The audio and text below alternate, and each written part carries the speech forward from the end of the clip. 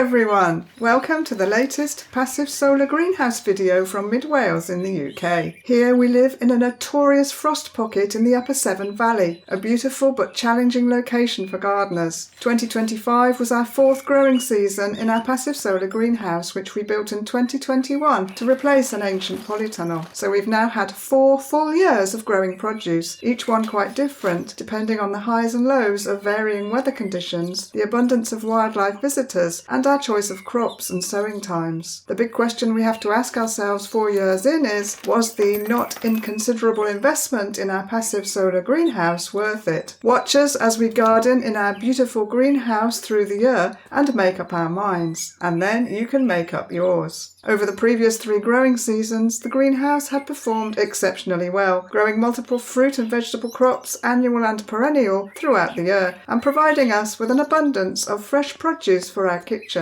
But each year there are also crop failures. This year it was cucumbers. They've done so brilliantly in previous years that we were very disappointed and quite puzzled as to the reason. However, this could have been down to the heat. Too hot, and cucumber flowers drop before they've had time to set fruit. This growing season certainly had a different feel to it than last year, which was cool and damp. According to the UK Met Office, summer 2025 is the warmest on record for the UK. There were 4 heat waves, and temperatures in June and July were regularly above average for Wales. As for winter temperatures, well, the indoor temperature has only very rarely dropped below freezing over the past 4 years, even though we have endured many frosts and occasionally even snow here in our steep-sided and narrow valley. This video captures what happened in our 4th season growing in our greenhouse, which was last year, 2025. It shows what did well, what didn't, and the conditions throughout the year, along with our monthly harvests and temperature ranges. At this point, we usually take a quick look at some of the jobs that we complete before the start of the new growing season. Unfortunately, Graham broke his hip in a bicycle accident just before Christmas 2024 and was out of action for some time. This meant I was very busy shifting logs, keeping the stoves burning, and trying to stay on top of many other household chores. Gardening was not a priority for several weeks, and needless to say, there was a slow start to the 2025 season. In January, we did have a delivery of fresh compost to top up the beds. Our steep drive was frozen over in a cold snap at the time, and the pallet of bagged compost had to be slid down like a toboggan. Well done to station couriers for their efforts. I could barely stay upright on the drive myself, it was so slippy. Due to Graham's accident, the very cold start to the year, and a trip away, this compost was not actually spread onto the greenhouse beds until mid-February, on the same day as Johnny erected our new compost bins just outside. A very wet day as it happens, but it was very rewarding to see such progress after a hard day's work. Anyway, if somewhat later than planned, the greenhouse year was underway. With clean windows, refreshed beds and longer days, we could focus on planning greenhouse crops for the year ahead. And so to the 2025 growing season in the greenhouse. Here, briefly, is what happened month by month. January.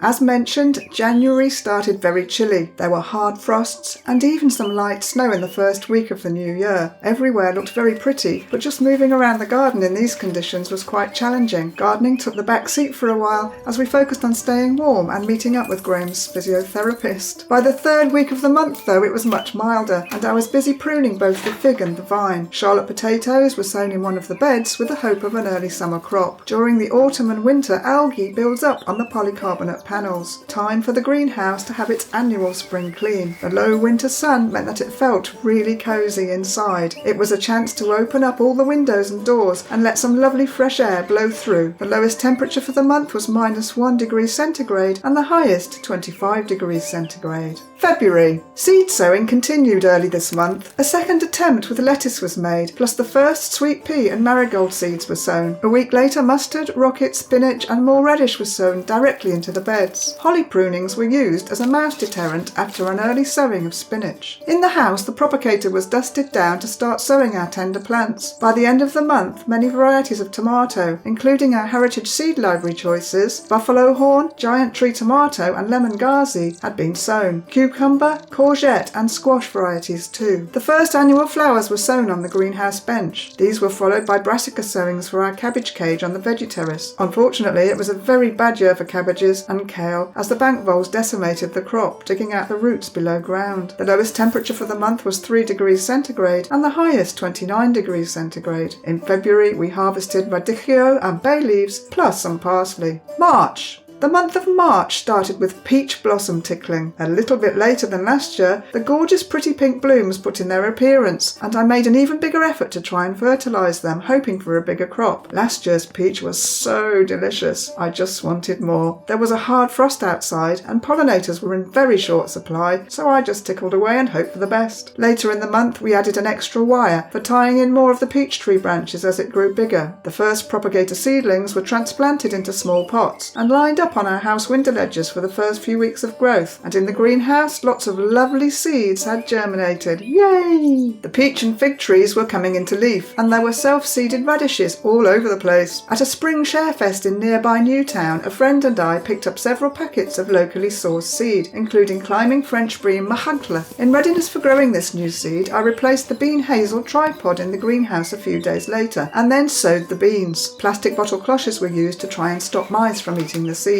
Later in the month, the first lettuce seedlings were planted out. With bated breath after last year's experience with hungry mice, I started with just a few at a time and kept a close eye. But all seemed well, and more were added a few days later. Spring growth was suddenly at quite a pace, with many seedlings springing up in the beds, including pak choy, rocket, beans and potatoes. The first squash and tomato seedlings brought on in the house made their way onto the bench. The lowest temperature for the month was 4 degrees centigrade, and the highest 33 degrees centigrade. In March, we harvested radicchio, parsley, kale, nasturtium leaves and radishes. April. The irrigation system was reinstated on the 2nd of April, which was a great relief, as previously watering cans had to be hauled over from the house. Bench seedlings were thriving, and there was no sign of mice this year so far. The first squashes, courgettes, and even a few early tomatoes were transplanted into the beds. This was a whole month earlier than usual for these tomato plants, hopefully extending the season. More young plants were growing on in the house, basking in sunshine on window ledges. The weather was beautiful early in the month, and it was time to start hardening off some of the bench plants, eventually destined for the great outdoors, such as bedding plants and brassicas. Doors as well as windows were opened during warm spells to keep the greenhouse well ventilated. Many small velvety peaches were starting to form on the tree, which was very exciting, and the first tiny figs appeared too. By the end of the month, the peaches were plumping up really well. Plants were growing very fast in the increased light and heat. A flush of fresh, bright green filled the space. Radishes loved it, and we picked some enormous roots that were still crunchy and juicy. The salad season was underway. By the end of April, we transferred the young marigold plants to the beds for summer colour and to deter aphids. Despite occasional frosts early in the month, the greenhouse temperature stayed cosy. The lowest temperature for the month was 8 degrees centigrade, and the highest temperature was 35 degrees centigrade. In April, we harvested radishes, parsley, kale, rocket, nasturtium leaves and flowers, mizuna, radicchio, and giant red mustard leaves.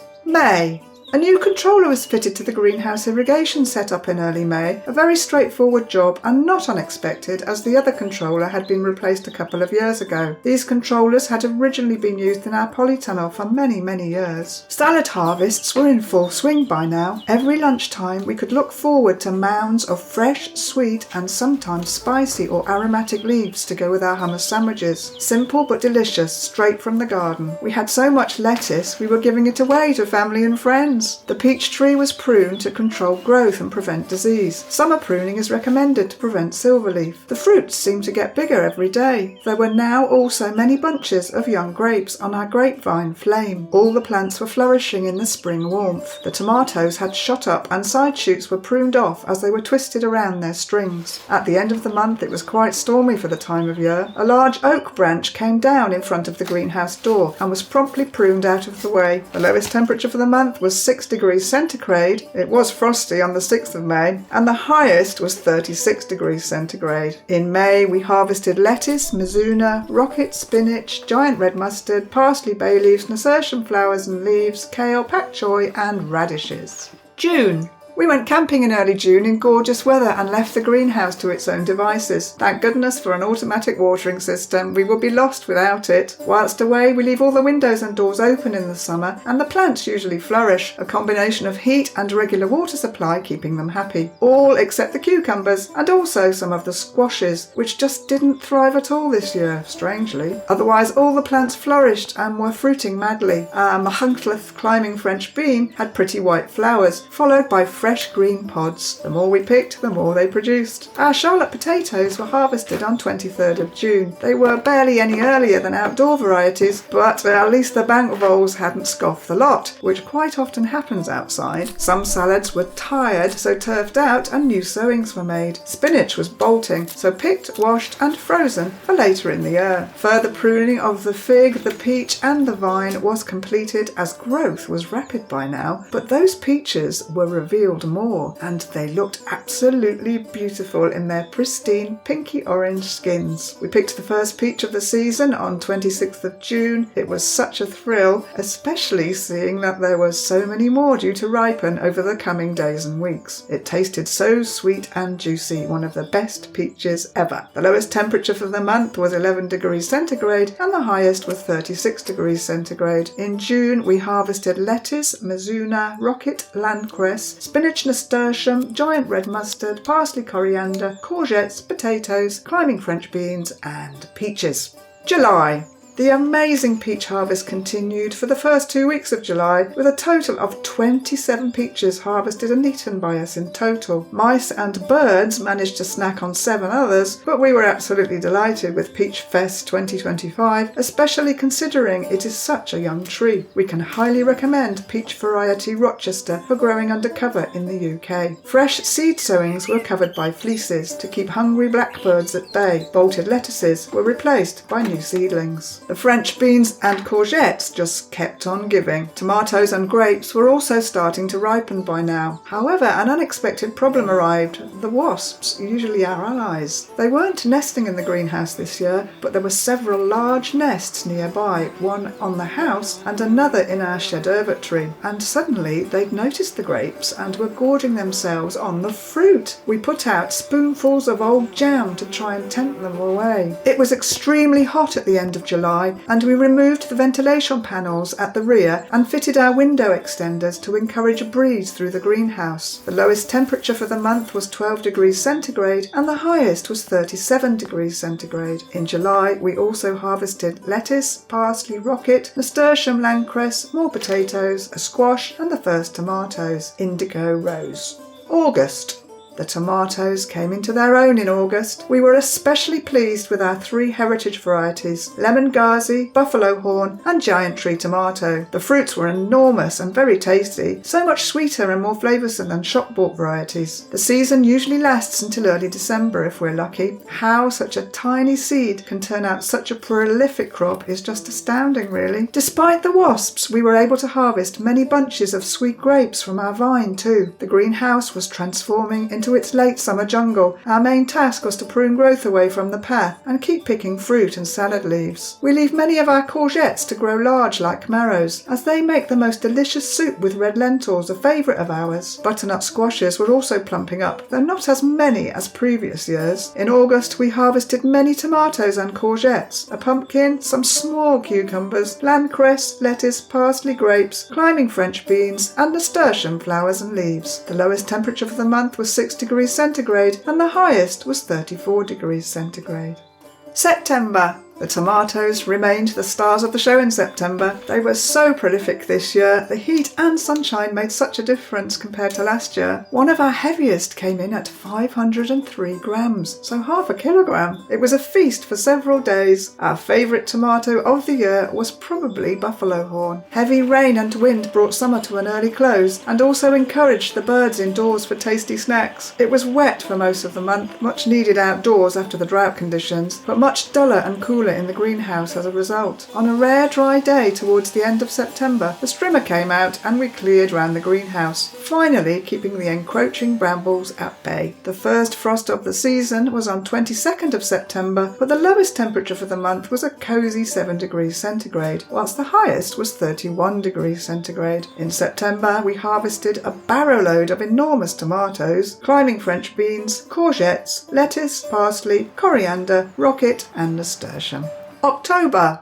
By October, it was definitely starting to feel autumnal. However, the figs suddenly started cropping for the first time. Why they delayed so long, we're not sure. Perhaps the tree had struggled with the drought conditions earlier, its root system reaching well outside the greenhouse bed, surely. Anyway, great to have yummy figs at last. It was very damp in the greenhouse after all the rain. The camera lens steamed up. Chinese violet cress, new to us and sown last month, emerged. We're not quite sure what to expect. It's a brassica and a salad crop with pretty purple flowers when mature and is supposed to do well over the winter. We'll see. The French marigolds, a mix of varieties, were still flowering madly, so cheerful on a dull October day. They've done really well this year and more butternut squash were on their way. The lowest temperature for the month was 7 degrees centigrade and the highest was 35 degrees centigrade. In October we harvested landcress, rocket, bay leaves, parsley, nasturtium, butternut squash, figs and tomatoes.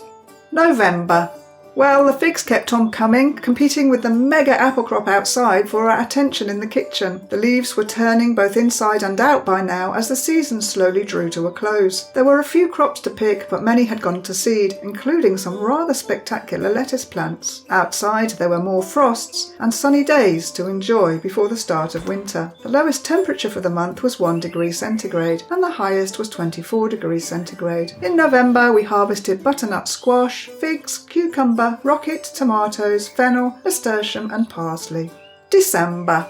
December started out wet, very wet. Making up for the summer drought conditions, it just poured down and the garden turned into a mud bath. Small crops of figs and tomatoes continued through into the last month of the year, which was very satisfying. Only 15 figs were enjoyed overall last year, but 70 in 2025. Later in the month, temperatures dropped as high pressure moved over the country during the Christmas break. It was cool but calm. Chance to end the year with the pruning of the vine and fig tree. The greenhouse was tidied up a little too in readiness for the new growing season in 2026. The lowest temperature for the month was 2 degrees centigrade and the highest was 20 degrees centigrade. We harvested tomatoes, figs, butternut squash, lettuce, parsley, giant red mustard and rocket. Challenges in year 4. Cucumbers and squash struggle this year. Was it the excessive heat in the middle of summer? It's puzzling as it's not happened to such an extent before. We've enjoyed bumper crops of both in the past. And our friends the wasps made grape growing quite challenging this time, but in the end we still had plenty of bunches for ourselves. As a close friend often reminds me, we buy nuts for the birds, so why not share some of our homegrown produce with the local wildlife too? So is it worth it? All the time, energy, challenges of weather and wildlife, all to lay fresh fruit and vegetables on our table. Well, to be honest, there are challenges and surprises every year. Some of them not welcome, of course, but on the whole, we absolutely love our greenhouse. The tomato crop alone this year made the whole season so rewarding, with tasty meals not just for weeks, but months with our amazing bumper crops. We will have saved hundreds of pounds on this crop alone if we want to take a financial look at things. Shop tomatoes are expensive all year round and always taste so bland, even at a high price, so growing tomatoes is a no-brainer in a greenhouse. The peaches were another delight. There is nothing so satisfying as growing your own in a climate where it shouldn't really be viable, especially after doing all the gentle work of pollination in early spring. And lettuces? Well, there were so many, so large, so tasty, so crunchy, so sweet, so pretty. We could go on, but you've probably got the message by now. As we always say about gardening, every year is different, and 2025 was no exception. But we have so enjoyed our fresh produce. It's healthy, tasty, on the doorstep, and growing it helps boost our mental and physical health too. It was definitely 100% worth investing in a passive solar greenhouse as far as we're concerned. Next year, 2026, we look forward to experimenting with some different varieties in our greenhouse, including heritage tomato varieties such as Dixie Golden Giant and Green Sausage, along with cucumber Jordanian and lettuce Bloody Warrior. We hope you'll join us here to find out more.